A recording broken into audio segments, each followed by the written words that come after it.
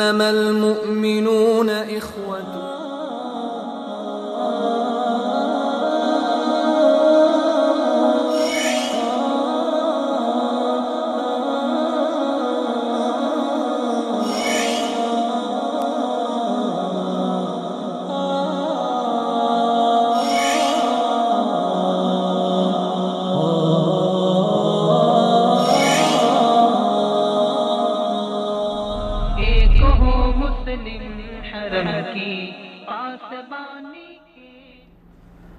السلام علیکم ورحمۃ اللہ وبرکاتہ. ناظرین، پروگرام ایک ہوں مسلم کے ساتھ آپ کا میزبان عبداللہ عالمزیب حاضر خدمت ہے.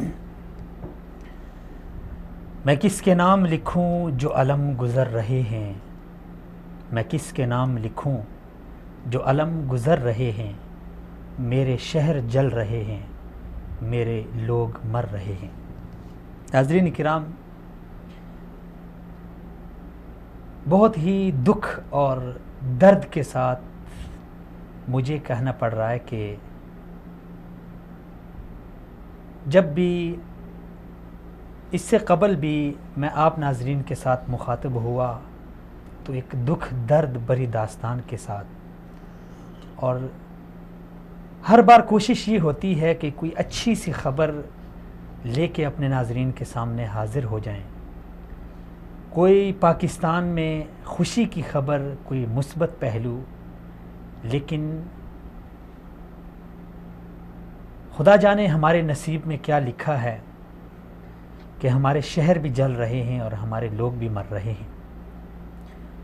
پہلے پشاور میں جو ہوا سو ہوا، اس کے بعد بنوں میں ہمارے پاکستانیوں کو نشانہ بنایا گیا. اور ہر بار جب ہمیں دشمن ہم پہ ایک وار کرتا ہے تو ہم یہی سوچتے ہیں کہ ایک امید کے ساتھ کہ شاید یہ اب کی بار آخری بار تھا، اس کے بعد ملک میں امن ہوگا، اس کے بعد ملک میں شانتی ہوگی. لیکن اگلا جو وار ہمیں لگتا ہے وہ اس پہلے والے سے کہیں زیادہ دردناک ہوتا ہے. بنوں کے بعد ہم نے دیکھا مستونگ میں جو ہوا، واللہ دل خون کے آنسو رو رہا ہے. ہمارے ان محب وطن پاکستانیوں کو نشانہ بنایا گیا کہ جن کا جرم صرف یہی تھا کہ وہ پاکستان سے محبت رکھتے تھے، اور یہی حب الوطنی کی سزا انہیں ملی. ان کے چھیتڑے اڑا دیے گئے. ناظرین، وہ نظارے ایک درد دل رکھنے والا شخص دیکھ نہیں سکتا، کیونکہ وہ واقعات سن کے بندے کے رونگٹے کھڑے ہو جاتے ہیں. وہ مناظر دیکھ کے دل پھٹنے لگ جاتا ہے. لیکن ایک شعر یاد آ گیا کہ احساس مر نہ جائے تو انسان کے لیے کافی ہے ایک راہ کی ٹھوکر لگی ہوئی. انسان کا اگر احساس زندہ ہو، ضمیر اس کا مردہ نہ ہو، تو اسے جس راستے میں ایک ٹھوکر لگتی ہے تو وہ آئندہ کے لیے وہاں محتاط ہوتا ہے. ہمیں اس دہشت گردی کی آڑ میں کتنی ٹھوکریں ملی، کتنے درد ملے، کتنے دکھ ملے، کتنی تکلیفیں ملی، لیکن سمجھ سے بالاتر ہے کہ ہمارا احساس کب زندہ ہوگا، ہم کب بیدار ہوں گے، ہم کب پاکستانی بنیں گے، اور ہم کب دوست اور دشمن کے درمیان فرق کریں گے.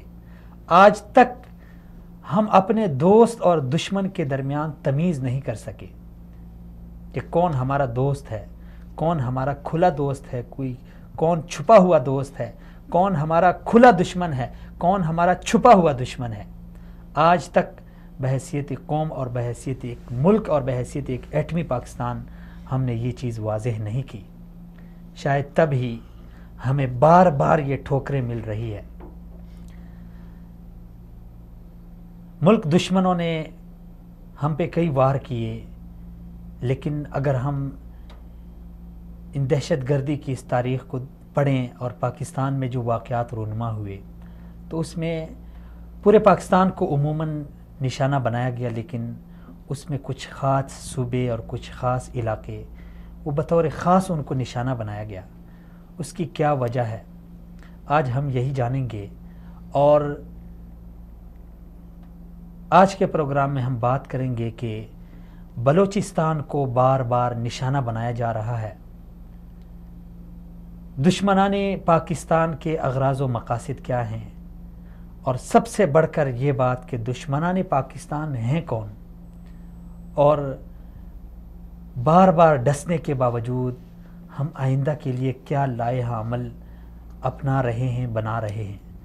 آج اسی حوالے سے ہم بات کریں گے، اور ہمارے جو مہمانان گرامی ہیں وہ بیشتر بلوچستان سے ہوں گے، تو ہم بلوچستان کے جو غیور پاکستانی ہیں ان کے جذبات کو بھی جانیں گے کہ جو دہشت گردی کے واقعات ہیں، جو ملک دشمن عناصر ہیں جو کہ سرگرم ہیں بلوچستان میں، کیا وہ ان محب وطن بلوچوں کے عزائم کو شکست دے سکیں گے یا نہیں۔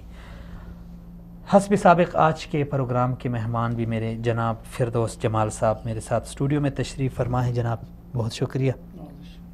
ناظرین کرام، آج کے پروگرام کے دیگر مہمانان گرامی میں سے جو مہمان ہمارے ساتھ دیں گے ان میں مولانا عبدالحق ہاشمی صاحب جماعتی اسلامی صوبہ بلوچستان کے امیر ہیں، وہ ہمارا ساتھ دیں گے، اور اسی طرح نوجوان اسکالر اور تجزیہ نگار جناب عبدالمالک بلوچ صاحب، اور اسی طرح جنگ گروپ کے سینئر صحافی اور کالم نگار جناب نفیس صدیقی صاحب بھی ہمارا ساتھ دیں گے۔ میں آپ ناظرین کو، تمام مہمانان گرامی کو خوش آمدید کہتا ہوں۔ آپ ناظرین ہمارا یہ پروگرام براہ راست فیس بک پہ دیکھ سکتے ہیں۔ آپ فیس بک کا ہمارا جو آفیشیل فیس بک پیج ہے وصال.urdu.tv، اس کو وزٹ کریں اور پروگرام کے حوالے سے اپنی آراء سے ہمیں نوازیں۔ جمال صاحب کیا کہنا چاہیں گے؟ یکے بعد دیگرے ہمارے لوگ بھی مرے، ہمارے شہر بھی جلے۔ اب میں نے پہلے عرض کیا کہ ایک بار جب واقعہ ہوتا ہے تو ہم یہی سوچنے لگ جاتے ہیں کہ اب کی بار شاید یہ آخری تھا، امید ہوتی ہے، لیکن اگلی بار اس سے گہرا زخم ہمیں ملتا ہے۔ بسم اللہ الرحمن الرحیم۔ عبداللہ صاحب وجہ فرمایا آپ نے کہ ہم جو ہے گہو ہمارا نہیں بھرتا ہے، دشمن دوسرا زخم دیتا ہے، اور ہم امید کرتے ہیں کہ آئندہ یہ سلسلہ نہیں ہوگا، پھر کوئی زخم ہمارے کسی بھی حصے میں، وہ بلوچستان ہو، وہ پشاور ہو، بنو ہو، جہاں بھی ہے ہمارا جسم ہے پورا پاکستان، اس پہ ایک زخم لگتا ہے، اور ہم پھر بحث کرنے لگتے ہیں کہ دشمن کون ہے، اور مذمت کرتے ہیں، یا پھر سب سے افسوسناک بات یہ کہ ہمارا جو رد عمل ہوتا ہے وہ جو ہمارا اصلی دشمن ہے اس کے اوپر فوکسڈ نہیں ہوتا ہے، اس کو ہدف بنا کے نہیں ہوتا ہے۔ بلوچستان میں جو واقع ہوا، نواب سراج رئیسانی صاحب جی ان کی شہادت ہوئی، اس کے بعد ان کے علاوہ مطلب شہادتیں متضاد اطلاعات ہیں، کم از کم 150 تو کہیں نہیں گئی، 150 200 متضاد، مطلب جتنے بھی ہیں افسوسناک ہیں۔ تو اس میں ہم کانسپریسی تھیوری کہتے ہیں کہ مطلب سازشی ذہن ہمارا، خاص کر الیکشن کے ماحول میں اس طرح کے دھماکے ہوتے ہیں، تو میرے لیے مطلب جو خطرناک بات جو میں محسوس کر رہا ہوں وہ کانسپریسی تھیوری ہے، سازشی ذہن ہے، سازشی عناصر جو اس کو کوئی نہ کوئی رنگ دیتے ہیں۔ فار ایگزامپل میں آپ کو بات اگر کرنا چاہوں، سراج رئیسانی صاحب چونکہ وہ اس کا ایک پہچان، اس کی ایک شناخت یہ تھی کہ پاکستان کا جھنڈا، پاکستان کا نعرہ، پاکستان کا ترانہ، انڈین جھنڈے کو پاؤں کے نیچے رکھا ہوا، وہ اس طرح کے پرو پاکستانی اس کی ایک شناخت تھی۔ تو ہمارے جو پاکستان کے میڈیا کے اوپر جو لیبرل ہے، خاص کر سوشل میڈیا کے اندر سیکولر ہے، یا جو پاکستان کے لیے زیادہ جذباتی وابستگی نہیں رکھتے ہیں، یا صاحب میں کہوں دوسرے لوگوں کے لیے ہمارے دشمنوں کے اعلی کار ہیں، ان کے ہمدرد ہیں، انہوں نے یہ تاثر دینے کی کوشش کی کہ یہ سراج رئیسانی جو ہے یہ اس کو اسٹیبلشمنٹ نے کھڑا کیا ہوا تھا، اسٹیبلشمنٹ کا آدمی تھا، اس لیے افسوسناک بات یہ کہ ان لوگوں کی طرف سے اس کی شہادت پہ کوئی خاص رد عمل نہیں آیا جو آنا چاہیے تھا۔ یہ بات وہ بہت ساروں نے کہا، کچھ لکھا بھی نہیں، کہا بھی نہیں، مذمت تک نہیں کی۔ ٹھیک ہے. حالانکہ بہت سارے لوگوں کو نہیں پتا ہے کہ سراج رئیسانی کون ہے. نواب سراج رئیسانی کون ہے؟ اگر آپ اجازت دیں میں ان کے یہ بہت ذرا اہم ہے. مطلب ایسا نہیں ہے کہ کسی لڑکے کو پکڑ لیا ISI نے اسٹیبلشمنٹ نے اس کو لایا جی مارکیٹ میں کہا جی چل تو سیاست کر جی مہرا ہے یہ اسٹیبلشمنٹ کا سیاست کر رہا ہے. جس طرح ایک ذہن کانسپریسی تھیوری. آپ کو عبداللہ صاحب علم ہونا چاہیے, ہمارے ناظرین کو علم ہونا چاہیے, ان کے جو خاندان ہے رئیسانی خاندان یہ بلوچستان کے معزز ترین خاندان ہے جنہوں نے ہمیشہ بلوچستان کے اندر پاکستان کی سیاست کی, پاکستان کے سبز ہلالی جھنڈے اور پرچم کی سیاست کی. اس کے جو والد تھے گوس بخش مرحوم, نوابزدہ گوس بخش مرحوم صاحب, وہ بلوچستان کے گورنر رہے ہیں. اچھا ٹھیک ہے نا. سراج کے جو والد صاحب تھے غوث بخش مرحوم صاحب, وہ بلوچستان کے گورنر رہے. اور ان کا جو بھائی تھا, بڑا بھائی ان کا جو ہے نوابزدہ اسلم رئیسانی, وزیر اعلیٰ رہے بلوچستان کے. اور ان کا ایک دوسرا بھائی جو ہے وہ سینیٹر رہے, سابق سینیٹر لشکری, وہ رئیسانی صاحب. اور ان کا جو بیٹا تھا ٹھیک ہے نا 2011 میں 2011 میں بلوچستان میں شہید ہوا ہے. اسی کا سراج صاحب کا جو بیٹا تھا بلوچستان ایک دھماکے میں شہید ہوا ہے. اس کی شہادت کے بعد بھی ٹھیک ہے نا, اکمل اس کا نام تھا, اکمل رئیسانی اس بچے کا نام تھا. خوبصورت بچہ, اس کی تصویریں آپ کو نیٹ پہ ملیں گی. وہ جو ہے اس کی شہادت کے بعد بھی یہ دشمن کو اس کے جھنڈے پہ پاؤں رکھ کے, انڈیا کے جھنڈے پہ پاؤں رکھ کے وہ پیغام دے رہا ہے کہ بلوچستان میں تم لوگ دہشت پھیلا رہے ہو, بلوچستان میں تم پاکستانی بلڈنگوں سے, پاکستانی عمارتوں سے پاکستان کے جھنڈے اتروا رہے ہو, تو ہمارا پیغام تمہارے لیے یہ ہے. یہ کوئی ایسے عناصر نہیں تھے کہ اس کو پکڑ لیا, تھوڑی سی تنخواہ دے دی, اس کو کہا کہ چل جی پاکستان کے پرچم سے اپنی محبت دکھاؤ لوگوں کو, مطلب میڈیا پہ آ جاؤ, یہ سارا ایسا نہیں. بلکہ انہوں نے اپنے خاندان کٹائے. ان کے معزز خاندان جو سیاست میں پہلے سے تھی, اپنے بچے کو پاکستان کے اوپر قربان کیا اور خود شہید ہوا, تو دوسرا بچہ آ کے کیا اس نے پیغام دے دیا. زبردست. عبدالحق صاحب کو لے لیتے ہیں اس سے بات. السلام علیکم ورحمۃ اللہ. جی وعلیکم السلام. عبدالحق ہاشمی صاحب بہت شکریہ, سلامت رہیں, آپ نے ٹائم دیا. ہاشمی صاحب, اس وقت جو ملک کی صورتحال ہے, ایک طرف سیاسی ہلچل ہے, انتخابات کی آمد ہے, تو دوسری طرف امن و امان کی صورتحال بھی کافی مخدوش ہو گئی ہے. اس میں اگر ہم دیکھیں تو پورا پاکستان اس کی لپیٹ میں ہے, لیکن جو بلوچستان میں ہوا وہ انتہائی دردناک اور افسوسناک تھا, جو مستونگ کا واقعہ ہوا.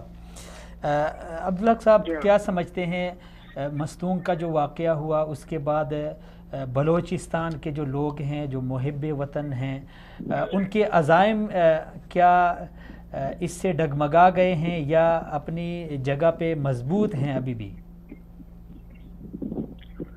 بسم اللہ الرحمن الرحیم. آپ کا بہت شکریہ, سلامت رہے, کہ آپ نے اس موقع پہ رابطہ کیا ہے.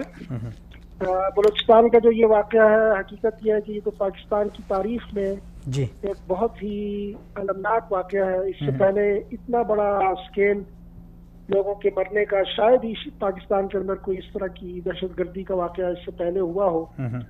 اس اعتبار سے تو بلوچستان کے اندر ایک غم کی فضا ہے. جی بالکل, پورے پاکستان کے اندر ہے. جی طور پہ جی ہاں, خوف میں بھی مبتلا ہیں لوگ, جبکہ صورتحال یہ ہے کہ لوگوں کو گھروں میں بیٹھنے کے بجائے فیلڈ کے اندر, میدان کے اندر کام کرنے کی ضرورت ہے. اور مسلسل لوگ گلیوں محلوں کے اندر نکلے ہوئے ہیں, اپنی کارنر میٹنگز اور کنونسنگ اور لوگوں کے ساتھ رابطے کرنے میں لوگ لگے ہوئے. تو اس عالم میں اور اس مصروفیت کے دوران اس طرح کا واقعہ ہونا, غالباً اس کی پشت پہ شاید یہی ذہن کار فرما ہو کہ یہ سرگرمی کہ جو لوگوں کے ساتھ رابطے اور لوگوں کے مشکلات کو جاننے اور ان کے مسائل کو حل کرنے کے سلسلے میں ایک انتخابی مارکے کی طرف لوگوں کو لے کے جا رہی تھی, اور اس کے نتیجے میں بڑی خوشکن امیدیں بھی لوگوں کے ذہنوں میں موجود تھیں.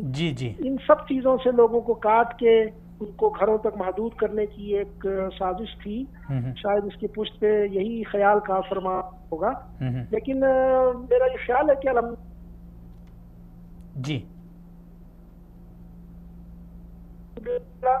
بلوچستان کے لوگ اس طرح کی واقعات کو اپنے سامنے کوئی رکاوٹ نہیں سکتے, اور وہ اپنے طور پہ وہ سرگرمیاں کہ جو انتخابی سرگرمیاں کہلاتی ہیں ان کے اندر اسی طرح سے مصروف ہیں اور آگے بڑھ رہے ہیں. تو عوامی جو عزائم ہیں اس سے تو آپ نے آگاہی دی ہے، لیکن جو عناصر اس طرح کی جو یعنی ناپاک کوشش کر رہے ہیں ان کے بارے میں کیا خیال ہے؟ بلوچستان حکومت کس کو مورد الزام ٹھہرا رہی ہے؟ عوام الناس کا کیا کہنا ہے؟ یعنی دشمن کے بارے میں کہ یہ کس نے کروایا ہے؟ وجہ تو سامنے آ گئی ہے، لیکن اس بارے کیا کہنا ہے؟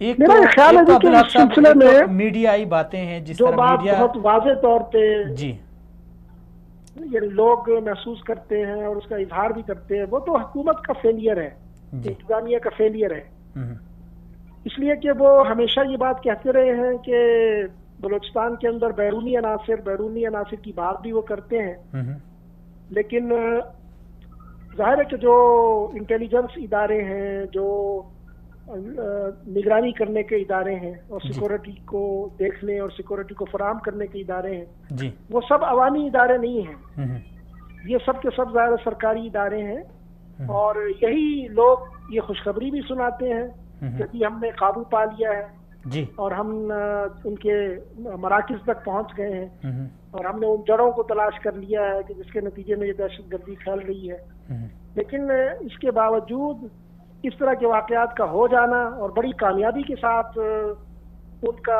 ہدف پورا ہو جانا، اس میں میرا خیال ہے کہ کوئی دوسری رائے جو ہے وہ ذہن میں نہیں آتی سوائے اس کے کہ ہم یہ بات کھل کے کہیں بھی، اور حکومت کو بھی یہ بات سنجیدگی کے ساتھ قبول کر لینی چاہیے کہ اس کے اس انتظامات کے اندر کافی لوپ ہولز ہیں، بہت ساری غفلتیں موجود ہیں، کوتاہی موجود ہے، جس کے نتیجے میں وہ دہشت گردی کے ان عناصر کے اوپر قابو نہیں پا سکی، اور اگر وہ اس بات کو تسلیم کریں گے تو میرا خیال ہے کہ اس کے بعد شاید کوئی اصلاح کا رستہ کھلے گا، لیکن اگر مسلسل وہ یہ راگ الاپتے رہیں گے کہ ہم تو کامیابی کی طرف جا رہے ہیں اور ہم نے دہشت گردی کے مراکز کو دریافت کر لیا ہے اور ہم نے دہشت گردی کی جڑیں کھود ڈالی ہیں، اور اس طرح کے بلند و بانگ دعوے کرتے رہیں گے، تو میرا یہ خیال ہے کہ کچھ عناصر ایسے موجود ہیں کہ جو ان دعووں کو ہوا میں اڑا دیتے ہیں اور اس کے نتیجے میں عوام الناس بہت بڑی آزمائش سے دوچار ہو جاتے ہیں۔ اصلاح کی راستے ہاشمی صاحب، آپ نے فرمایا کہ اصلاح کی اگر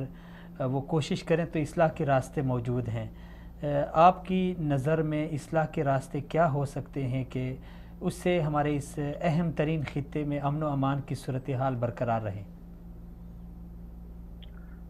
اس میں دیکھیں جی، ایک تو سب سے اہم بات یہ کہ یہ جو ہمیشہ اس بات کا ذکر کرتے ہیں کہ ایک نیٹ ورک یہاں پہ پکڑا گیا جس کا تعلق ہمیں حکومت نے ہی یہ بتایا کہ اس کا تعلق جو ہے وہ بھارت کے ساتھ ہے، اور ایک فرد بھی ان کا اس وقت تک ان کی تحویل میں ہے جی، اتنا سب کچھ واضح ہو جانے کے باوجود بھی کوئی جزا و سزا کا عمل ہم نہیں دیکھ رہے کہ حکومت پاکستان اس کے لیے کوئی انتظام کر سکی ہو اور لوگوں کو اعتماد میں لے کے کوئی سزا کا نفاذ جو ہے وہ انہوں نے کیا ہو۔ یقیناً اس کے نتیجے میں وہ عناصر کے جو تخریبی ذہن رکھتے ہیں اور تخریبی سرگرمیوں پہ ان کا یقین ہے ان کے حوصلے بلند ہوتے ہوں گے اور ان کے لیے رستے کھلتے ہوں گے، تو میرا یہ خیال ہے کہ بعض سطحوں کے اوپر تو اب تک اس طرح کے جرائم میں مبتلا لوگوں کو سزائیں دی گئی ہیں، لیکن حقیقت یہ کہ جس کی طرف خود ہماری حکومت اشارات کرتی ہے وہاں اس جرأت کا مجھے فقدان نظر آتا ہے۔ اس بنا پہ میرا یہ خیال ہے کہ جب تک اس طرح کے اقدامات واضح طور پہ اگر کوئی شخص مجرم ہے تو اس کو مجرم ثابت کر کے کیفر کردار تک نہیں پہنچایا جائے گا، اور اس وقت تک شاید اس طرح کے عناصر کے اوپر قابو نہ پایا جا سکے، اور اس سلسلے میں جو عوامی اعتماد ہے اس کی بحالی کی بھی بہت ضرورت ہے، اور عوام کو اعتماد میں لے کے کچھ عناصر کی سرکوبی کرنا یہ زیادہ مفید ہو سکتا ہے بجائے اس کے کہ جب اس طرح کا کوئی واقعہ ہوتا ہے تو ہم یہ دیکھتے ہیں کہ قریب قریب کے جو گاؤں ہیں، دیہات ہیں، گھر ہیں، ان کے اوپر ایک اور قیامت ٹوٹ پڑتی ہے، ایک ان کے لوگ شہید ہوئے ہوتے ہیں، اور دوسرا یہ اس کے بعد جو ہمارے سیکورٹی کے ادارے ہیں وہ بے دھڑک وہاں پہ پکڑ دھکڑ بھی شروع کر دیتے ہیں، چھاپے بھی شروع کر دیتے ہیں، اور اس کے نتیجے میں دوہری مصیبت میں یہ لوگ مبتلا ہو جاتے ہیں۔ تو یہ جو طرز عمل ہے، اس طرز عمل کے نتیجے میں بھی ایک اشتعال پیدا ہوتا ہے اور لوگوں کا اعتماد مجروح ہوتا ہے، ان چیزوں کے اوپر بھی حکومت کو بڑی سنجیدگی سے غور کرنا چاہیے کہ جو تخریبی عناصر ہیں ان کو پکڑنے کا بھی کوئی میکینزم ایسا ہو کہ جس کے نتیجے میں جو انسانی حقوق ہیں وہ پامال نہ ہو. اچھا عبدالحق صاحب، آخری سوال پوچھنا چاہتا ہوں. یہ جو واقعہ ہوا، اس سے قبل جو واقعات ہوئے، مجھے بڑا یعنی افسوس کے ساتھ کہنا پڑ رہا ہے کہ میڈیا کا رویہ بالکل اس میں جانبدار تھا. اس دن بھی میں جب جمعے کو یہ واقعہ رونما ہوا میں دیکھ رہا تھا تو یعنی میڈیا بالکل اس طرف توجہ نہیں دے رہا تھا. آپ کیا سمجھتے ہیں ایک لیڈر ہونے کے ناطے جب ہمارا میڈیا جو ریاست کا ایک اہم ستون ہوتا ہے وہ اس طرح کا جانبدارانہ رویہ روا رکھے تو وہاں یعنی بلوچستان کے لوگوں کے یعنی احساسات کیا ہوتے ہیں، یعنی وہ کیا سوچتے ہیں، وہ کیا کہتے ہوں گے اپنے آپ کے ساتھ بات کرتے ہوئے اپنے لوگوں کے ساتھ کہ یار یہ میڈیا تو ہمارا پوچھ ہی نہیں رہا. جی یہ بات بالکل درست ہے، اور یہ ساری دنیا میں لوگوں نے اس بات کو محسوس کیا ہے کہ جن تک مختلف ذرائع سے یہ خبر پہنچ گئی تھی کہ مستونگ کے اندر ایک اس طرح کا اندھوناک واقعہ پیش آ چکا ہے، اور سوشل میڈیا کے ذریعے سے یا موبائل ٹیلی فون رابطوں کے نتیجے میں لوگوں کو جو ڈیتھ ٹول تھا اس کے متعلق بھی معلومات پہنچ گئی تھی. لیکن اس کے باوجود مسلسل لوگوں نے چینلز جو ہیں وہ چیک کیے، ان میں کہیں بھی اس کے متعلق کوئی خبر نہیں چل رہی تھی. اور پھر جب آغاز میں کچھ خبریں چلنا شروع بھی ہوئیں تو وہاں 50 لوگ جو ہے وہ شہید ہو چکے تھے، اور یہاں پہ اس کی خبر جو ہے وہ 5 شہیدوں کی چل رہی تھی. اور اسی طریقے سے ایک بہت بڑے گیپ اور بہت بڑی تاخیر کے ساتھ میڈیا نے اس کے اوپر توجہ کرنا شروع کی. وہ اتفاق ہے، میرا یہ خیال ہے کہ نواز شریف صاحب کی جو آمد تھی ملک میں اس کو فوکس کرنا چاہتے تھے، اسی پہ میڈیا کے چینلز کا مقابلہ تھا جو ریٹنگ کا مقابلہ کہلاتا ہے. اور اس ریٹنگ کو بڑھانے کے چکر میں انہوں نے کتنا بڑا انسانی واقعہ کہ جس میں بے پناہ انسانی نقصان ہوا تھا اس کو نظر انداز کر کے ایک طرف رکھ دیا. یہ ایک بے احساس میڈیا ہے میں سمجھتا ہوں. اور یہ بات تو کہی جاتی ہے کہ یہ ریاست کا ستون ہے، لیکن میرا خیال ہے کہ یہ صرف اقتصادیات کا ستون ہے، اور یہ صرف اپنے اقتصاد اور اپنی معاش کے لیے کام کرتے ہیں. ان کو شاید ملک و قوم کے غم سے کوئی سروکار نہیں ہوتا. بالعموم یہی دیکھا گیا ہے کہ جو خود غرضی ہے اور ریٹنگ بڑھانے کے چکر میں اور اپنی جو اقتصادی طور پہ زیادہ ویورز کو جو ہے وہ اپنی طرف مائل کرنے کے لیے جو بھی حربے ہوتے ہیں میڈیا ان کو استعمال کرتا ہے. اور اس کی آڑ میں جس قدر بھی انسانی حقوق پامال ہو یا انسانیت کی جو آہ و بکا ہے وہ لوگوں سے مخفی رہے اور لوگوں تک حقیقی صورتحال جو ہے وہ نہ پہنچے، تو اس سے ان کو کوئی غرض نہیں ہوتی. تو میرا خیال ہے کہ یہ پورے میڈیا کے اوپر ایک بڑی تفصیلی گفتگو کی ضرورت ہے. اور اس سے پہلے بھی یہ بات دیکھی گئی ہے کہ میڈیا نے بہت اہم واقعات جو ہیں ان کو صرف نظر کیا ہے، اور بعض ایسے واقعات کو اس نے ہائی لائٹ کرنے کی کوشش کی ہے کہ جس سے عام انسانوں کا کوئی تعلق نہیں ہے. جی بالکل. تو یہ ایک ایسا موضوع ہے کہ میرا یہ خیال ہے کہ اس کے اوپر اس وقت تو کوئی تفصیل سے بات نہیں کی جا سکتی. اور چند ایک اشارے جو ہیں وہ میں نے آپ کی خدمت میں پیش کیے. چلیں جی، بہت شکریہ ہاشمی صاحب، سلامت رہیں، آپ نے وقت دیا. جی جمال صاحب، ہاشمی صاحب کی گفتگو سنی. ہاشمی صاحب کی گفتگو میں نے سنی، اور ان سے اس بات پہ میں اتفاق کرتا ہوں کہ یہ فیلئر ہے، ہمارے اداروں کا فیلئر ہے، سیکورٹی کے اداروں کا فیلئر ہے، ہماری وہاں کے لوکل گورنمنٹ کا فیلئر ہے. اور اسی طرح انہوں نے بجا فرمایا کہ بہت سارے دفعہ ایسا ہوتا ہے پکڑ دکڑ میں. ویسے یہ بات جمال صاحب سوچنے والی ہے کہ ان دنوں میں جس طرح الیکشن ہوں گے، امیدواران جائیں گے، جس طرح رئیسانی صاحب مرحوم گئے تھے ایک کارنر میٹنگ میں، لوگوں کے مسائل سنیں گے. ان کو ظاہر بات ہے جو بھی کینڈیڈیٹ کھڑا ہوگا وہ پاکستان کے ساتھ محبت کی بنا پہ کھڑا ہوگا، تو ان کو اپنی طرف مائل کریں گے. صحیح اس پہ جب ہم بات کریں گے آگے ڈسکشن تو اصل یہ آئے گا جہاں پہ کہ ان حملوں کا ہدف کیا ہے، ہدف وہ حاصل کیا کرنا چاہتے ہیں. خاص کر جب الیکشن کمپین ہو رہی ہے، کارنر میٹنگز ہو رہی ہیں، تو وہ اسی کو دیکھیں. وہاں بھی جتنے سیریل بم دھماکے چونکہ وہاں بھی وہی انتخابی اس پہ ہوا، بنو میں، پشاور میں، اور یہاں پہ. ٹھیک ہے، دیکھیں آپ اگر تھوڑا سے پیچھے جائیں، یہ سراج رئیسانی صاحب کی اپنی جماعت ہوا کرتی تھی، ان کی اپنی پارٹی تھی. ٹھیک ہے نا، بلوچستان متحدہ محاذ. ٹھیک ہے، بلوچستان متحدہ، تو 3 جون کو انہوں نے اپنی پارٹی کو دوسری پارٹی میں ضم کر دیا، بلوچستان عوامی پارٹی میں، جی ٹھیک ہے، تو وہ اس کا حجم بڑھ گیا، ٹھیک ہے، اس کا، اور یہ ساری وفاقی سیاست کرنے والی جماعتیں وہاں پہ ہیں، بلوچستان کے حقوق کی بات کر رہی ہیں لیکن پرو پاکستانی جماعتیں، ٹھیک ہے، اور ان کی ایکٹیویٹیز زیادہ ہونے لگی، طاقت ان کی زیادہ ہوئی، اپنے لوگوں کے ساتھ زیادہ لوگوں کے ساتھ رابطے ہوئے، زیادہ یہ فعال اور زیادہ متحرک ہوئے، اور چھوٹے چھوٹے جو ٹکڑے تھے وہ ضم ہو کے بلوچستان کے اندر سے، بلوچستان کے اپنے لوگوں کی اپنی آواز جن کے پشت پہ کوئی دوسرا نہیں، اور وہ ساتھ میں پاکستان کی وفاق کی بھی سیاست کر رہے ہیں، یہ بہت بڑی وہ تھی، ایک مومنٹ تھی، بہت بڑے ایک گیم چینجر تھی، تو اس لیے اس کو ہدف بنایا گیا، ایک تو بات یہ ہے، تو اس وجہ سے ہم یہ سمجھ سکتے ہیں کہ ان کا ہدف یہ ہے کہ جو لوگ بلوچستان میں الیکشنز کے ذریعے، انتخابات کے ذریعے قومی دھارے میں شامل ہونا چاہتے ہیں اور اپنے حقوق حل کرنا چاہتے ہیں، اور دنیا کو یہ تاثر دینا چاہتے ہیں کہ بلوچستان کے جو انڈیویجول پرابلمز تھی وہ ختم ہونے جا رہی ہے، ان کو ڈسٹرب کرنے کے لیے یہ دھماکے ضروری تھے۔ بات سیکیورٹی کے حوالے سے انہوں نے کی کہ سیکیورٹی فیلئر ہے، بالکل ہے، کوئی مطلب ہمیں بھی جہاں غلطی ہے اس کو تسلیم کرنا پڑے گا، لیکن عبداللہ صاحب ہوتا یہ ہے کہ آپ سیکیورٹی کے حوالے سے 4 چیزیں بڑی اہم ہوتی ہیں، کہیں بھی کسی جگہ پہ اگر ہم سیکیورٹی کے ایشوز کو دیکھتے ہیں تو وہاں 4 چیزیں بڑی بنیادی ہوتی ہیں جو سیکیورٹی ادارے سمجھتے ہیں۔ ایک وہاں پہ سیکیورٹی آف پرسنل، ٹھیک ہے نا، ذاتی سیکیورٹی، ذاتی جو شخصیات ہوتی ہے، جو مطلب آپ کے لیے کیا ہوتی ہے، وی آئی پی شخصیات ہوتی ہے یا ایسی شخصیات جن کو ہم ہائی پروفائل شخصیات کہتے ہیں کہ ان کو ٹارگٹ کرنے کا خطرہ ہے، تو ان کو سیکیورٹی فراہم کرنا یہ ریاست کی ذمہ داری ہے، سیکیورٹی آف پرسنل۔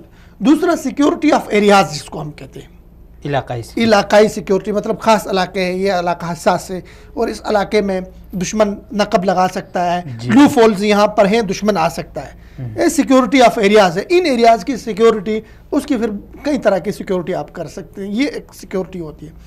پھر تیسرا ہوتا ہے سیکیورٹی آف میٹیریل، ٹھیک ہے نا، وہ یہ ہوتا ہے عبداللہ صاحب کہ مطلب آپ سیکیورٹی ادارے بیٹھ کے سوچتے ہیں، بات کرتے ہیں کہ اس علاقے میں اگر حملہ ہوتا ہے تو اس حملے میں کون سی چیزیں استعمال ہو سکتی ہیں، ٹھیک ہے، یہاں پہ یہ میٹیریل جو ہمارے پاس چیزیں پڑی ہیں، بلڈنگز پڑی ہیں، اس بلڈنگ میں حملہ آور گھس کے یہاں سے وہ نشانہ بنا سکتے ہیں، ٹھیک ہے، سکول ہے، اس سکول میں گھس سکتے ہیں، مطلب یہ ہوتا ہے آپ کے جو میٹیریل جو چیزیں ہوتی ہیں پورے ایریا میں آپ نے چیک کرنا ہوتا ہے کہ کہاں کہاں پہ ہمارے لیے دشمن نقب لگا سکتا ہے، تو ان کی سیکیورٹی کو یقینی بنانا ہوتا ہے۔ جی بہتر۔ پھر تیسری ہمارے پاس جو آخری اور سب سے اہم ہوتی ہے سیکیورٹی آف انفارمیشن، کہ آپ کے پاس جتنا وہ ایک نیٹ ورک ہے مواصلات کا، ایک ٹیلی فون نیٹ ورک ہے، موبائل نیٹ ورک ہے، ان کی تمام مومنٹ اس کو ٹریس کرنا، اس کو مانیٹر کرنا، اس کے ذریعے دیکھو ابھی ہمیں بدقسمتی سے میں کہوں کہ ہماری جو عموماً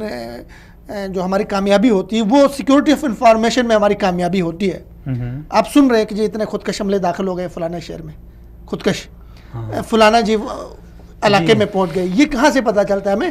یہ ہماری جو سیکیورٹی آف انفارمیشن ہے وہ بڑی ٹائٹ ہے، وہ پتہ چلتا ہے، لیکن باقی ہمارے لو فولز کہاں ہیں؟ باقی جو 3 چیزیں ہیں، جی ہم پرسنل سیکیورٹی نہیں دے سکتے ہیں، ایریا کی سیکیورٹی ہم نہیں کر سکتے، اور میٹیریل جو ہے نا، کبھی مطلب بم پھٹ گیا جی کس کے اندر تھا، گاڑی کے اندر تھا، فلاں نے اس کے بلڈنگ کے اندر لگا لیا، کبھی ٹھیک ہے نا جلسے کے اندر پہنچ گئے، تو یہ 4 چیزیں جہاں پہ ہماری لو فولز ہیں، جہاں پہ ویکنیس ہے، جہاں پہ ہماری کمزوریاں ہیں، سیکیورٹی اداروں کو چونکہ باتیں ہو رہی ہیں، اور ظاہر ہے آپ کے ملک میں ایک ایسی ایجنسی ہے جس کو دنیا میں ٹاپ 1 کہا جاتا ہے، جی بالکل، تو وہاں اگر اس طرح کے دیکھو، یہ بھی بات اتنی بات بھی نہیں ہے کہ مطلب دنیا میں امریکہ میں ہو گئے واقعات ہوتے، دنیا میں ہوتے ہیں، برطانیہ میں ہو گئے دھماکے ہو گئے، ٹھیک ہے نا، انڈیا کے اندر ہو گئے سب، لیکن مطلب تواتر کے ساتھ مسلسل کے ساتھ ہونا یہ سوال نشان ہے ہماری کارکردگی کے اوپر۔ بلوچ صاحب کو لے لیتے ہیں۔ السلام علیکم ورحمۃ اللہ۔ وعلیکم السلام ورحمۃ اللہ وبرکاتہ۔ عبد المالک صاحب بہت شکریہ، سلامت رہیں، آپ نے وقت دیا۔ عبد المالک صاحب ہم بات کر رہے ہیں کہ ملک دشمن عناصر نے پھر سے ایک گہرا وار کیا ہے، اور ہمارا جو جسم کا پاکستان ہمارا جسم ہے، اور جسم کا اہم ترین حصہ بلوچستان ہے، اس کو گہرا زخم پہنچا ہے۔ پہلے تو ہم اپنے جو بلوچستان کے جتنے ہمارے بھائی ہیں، ہم ان کے دکھ درد میں برابر کے شریک ہیں، کیونکہ ہمارے بھائی ہیں، ہماری بہنیں تھیں، جتنے بھی ہیں سب ہمارے ہیں۔ اس کے بعد میں نے اس دن فیس بک پہ آپ کا سٹیٹس دیکھا کہ آپ نے اپنے ایک دوست کی تصویر لگائی تھی، اب میں اس کا نام بھول گیا ہوں، جو اس یعنی سانحے میں شہید ہو گئے ہیں. تو پہلے تو ہمیں فگر نہیں معلوم کہ اس سانحے میں کتنے لوگ شہید ہو گئے ہیں، کتنے زخمی ہیں، کیونکہ میڈیا کی خبروں پہ بھروسہ نہیں رہا. آپ ذرا تھوڑی سی زیادہ تفصیل نہیں، معمولی سے یعنی مختصر سا ہمیں اس کے حوالے سے آگاہی دے دیں، پھر آگے بات بڑھاتے ہیں. دیکھیں اس میں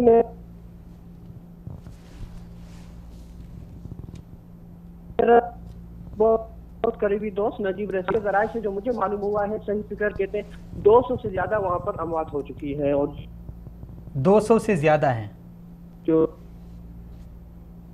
جی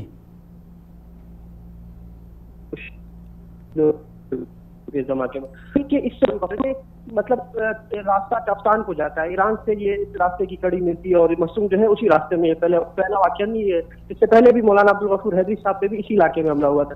تو مطلب یہ کہ جو ہماری وہ سرحد ہے ایران کے سائڈ سے وہ محفوظ نہیں ہے، وہاں سے دشمن شاید ہم پہ حملہ کر رہا ہے یا دشمن اس کو استعمال کر رہا ہے. جی. دوسری بات یہ کہ میڈیا کا جو کردار رہا ہے بلوچستان کے اس واقعے کے حوالے سے کہ وہ ان کو مریم نواز کی چادر یاد تھی، ان کو کس کلر کے کپڑے پہنے ہیں، جوتے یاد تھا، لیکن بلوچستان میں جو اتنے لوگ شہید ہوئے ان کا اس کو کوئی فکر نہیں تھا. تو یہ ایک بہت بڑا المیہ ہے، اس پہ جتنا افسوس کیا جائے، جتنی ندامت کی جائے بہت کم ہے، بہت کم ہے. اچھا عبد المالک صاحب، آپ نے جو بات کی ہے اس کو آپ تھوڑا سا یعنی اس کی وضاحت کریں کہ یہ جو مستونگ کا ایریا ہے یہ تافتان سے ملتا ہے اور تافتان ایران کی بارڈر، تو آپ وہاں پہ بلوچستان میں ہوتے ہیں، کیا ایرانی بارڈر سے کچھ خدشات رہتے ہیں ہمارے وہاں پہ بلوچستان کے لوگوں کو؟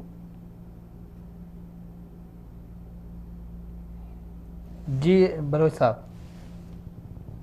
یہ اس علاقے کو کہتے ہیں کردکاب، اور یہ جو علاقہ ہے یہ بالکل وہ راستہ ہے جو تافتان بارڈر اور ایران کے لیے جاتا ہے اور تجارت کے لیے استعمال ہوتا ہے. اور یہ وہ علاقہ ہے جہاں سے ایران براہ راست جو بلوچستان میں جو تجارتی سرگرمیاں یا دوسری سرگرمیاں ہیں اس کو یہ استعمال کرتا ہے. تو اس پہ پہلے بھی دھماکہ ہوا، جیسے آپ لوگوں کو پتا ہے مولانا عبدالغفور حیدری صاحب کا وہاں پہ ایک جلسہ تھا، اس کے بعد یہ اب دوسرا دھماکہ ہو گیا.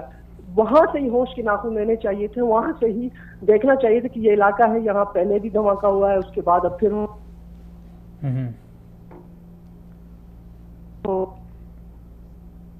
لیکن پھر بھی یا ہمارے ادارے ہیں وہ اس میں جو ہے پھر بھی سیریس نہیں ہے.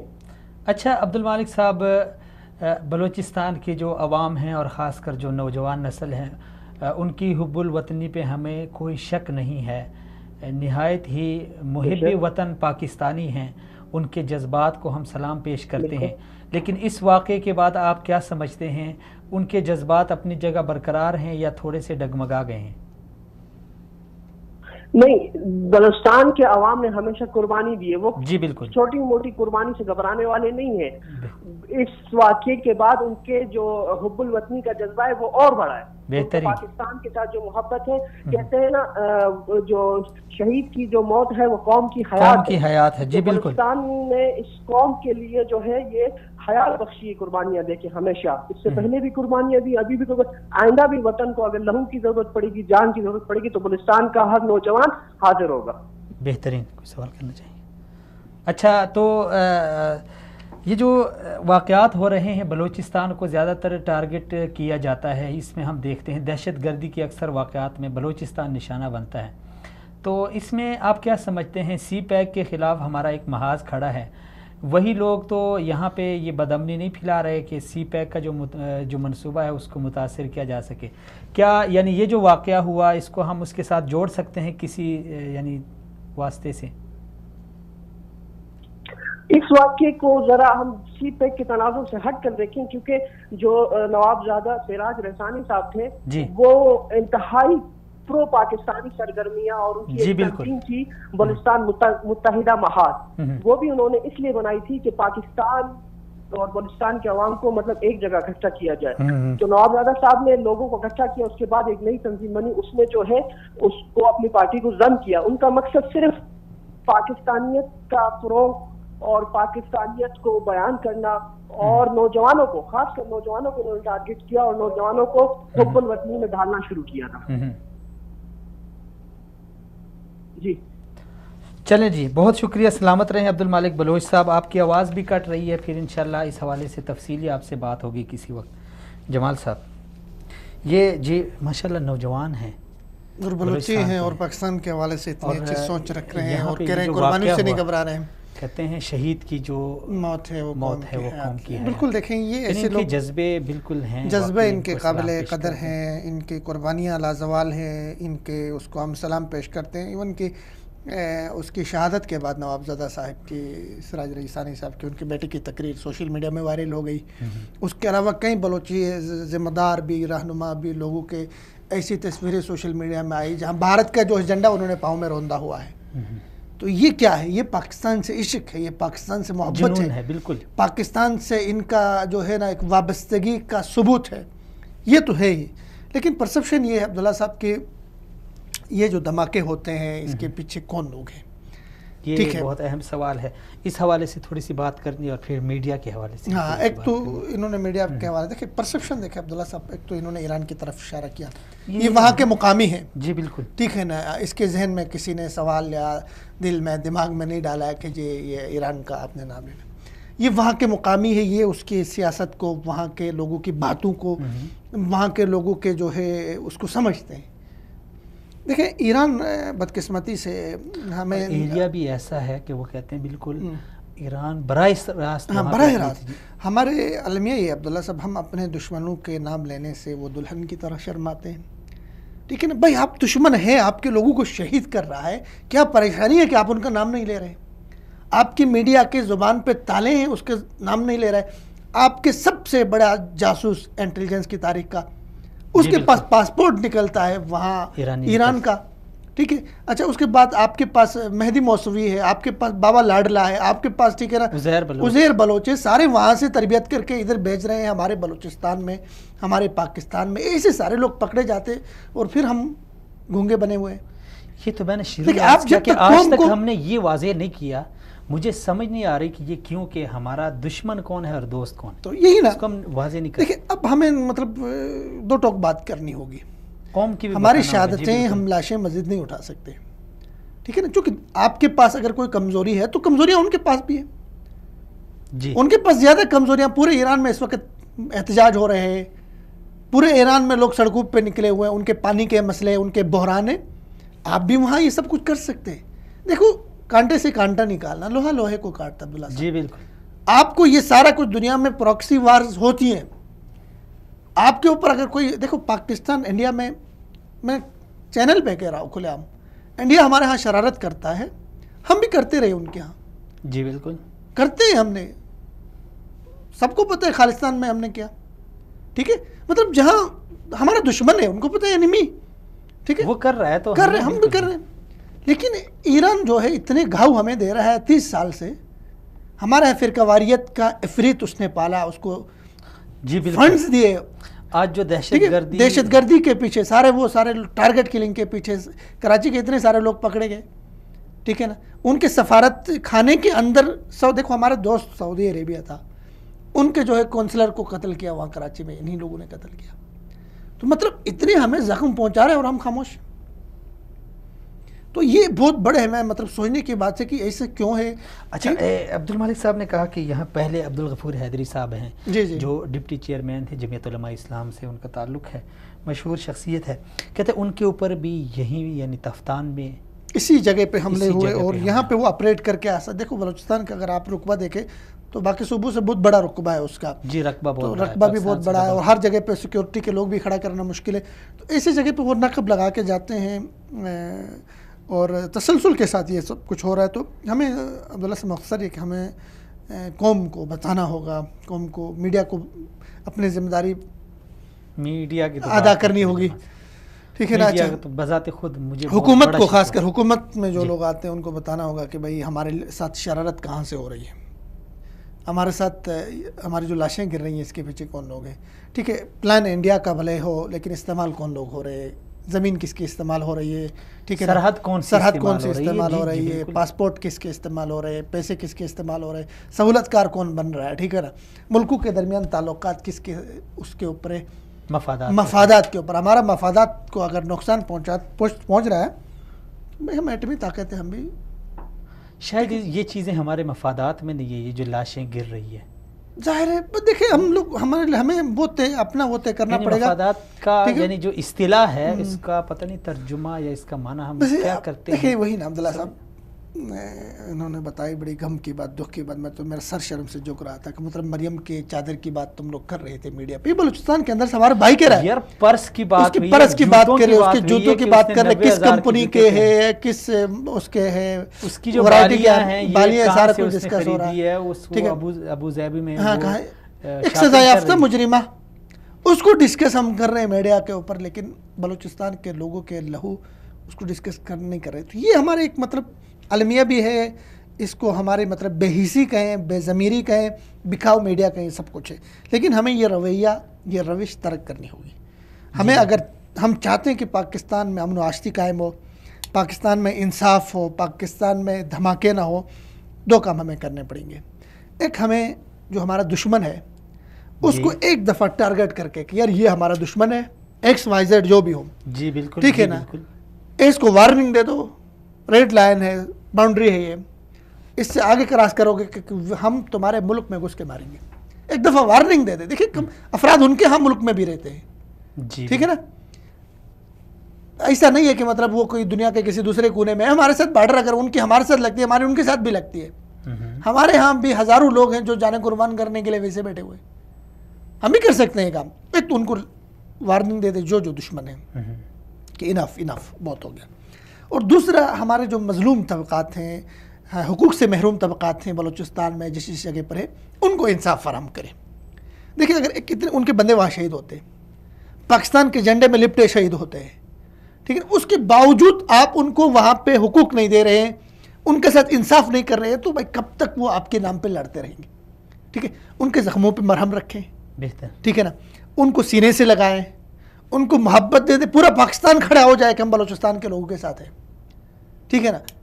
تو اس نے کہا کہ بھائی مطلب شہید کی جو موت ہے قوم کی حیات ہے، قوم کی حیات اسی طرح بنے گی، ٹھیک ہے نا، قوم بحث نہ ہو. تو پھر دوسرا میڈیا کی آپ نے بات کی. میڈیا تو وہیں عبداللہ صاحب یہ لفظ نازیبا ہے، مناسب نہیں ہے، لیکن پھر بھی استعمال کر رہا ہوں.